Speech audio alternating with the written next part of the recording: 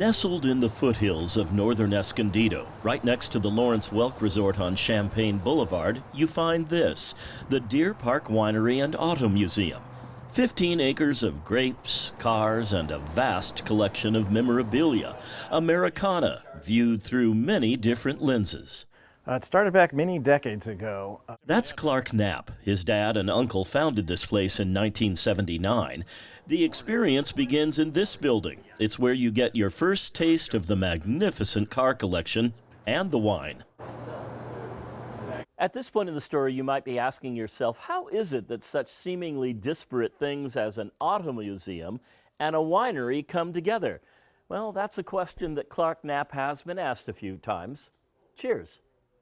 Knapp says when his dad brought his love for cars together with his uncle's love for wine, the Deer Park Winery and Auto Museum was born. One was in the collecting automobile end, and generations of family were in the farming end of it, growing grapes.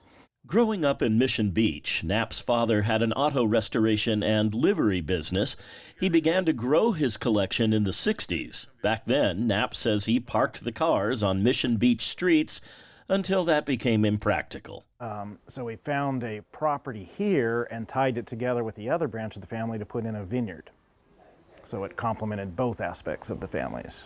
Both aspects are brought together on the wine bottles, the labels featuring cars in the collection. When you visit this place, allow several hours as the collection is spread across 3 buildings. We were lucky enough to have Knapp as our tour guide. You realize from the get-go that there's much more to experience here than classic cars and wine. There are other unique items found throughout, like this light fixture that coordinates a light show with this Wurlitzer jukebox. After taking in all that's found in this building, like this 1959 Cadillac Eldorado Biarritz, and this Victrola, you move into an outdoor patio, an homage to Coca-Cola, and more. Which now we are thinking about maybe renaming our foreign car wing, because we do have a few foreign cars that are mostly here. As well as paying homage to Coca-Cola, another American icon. Next, you move outside with a walk through the vineyard. We frame in roses. Roses, if you get the heritage roses, also serve a purpose at the vineyard, where they'll be the first indicator of powdery mildew, which is one of the few things that we have to worry about at the vineyard out here. Knapp reminds me that San Diego County was the first county in California to grow wine grapes. So we have a Petit Syrah and a Sangiovese, because this will be the first harvest that we're doing off of this vineyard. Knapp says they're going to produce a rosé-style wine, and that it might be available as soon as the end of this year. Through the vineyard, and you encounter this, an old-style gas station that used to be in Old Town. Well, how the heck did you get it up here? We brought what parts were still salvageable and reconstructed it. Around the corner from the gas station, the second building on the tour. This. Oh, okay, Knapp's garage. There we go.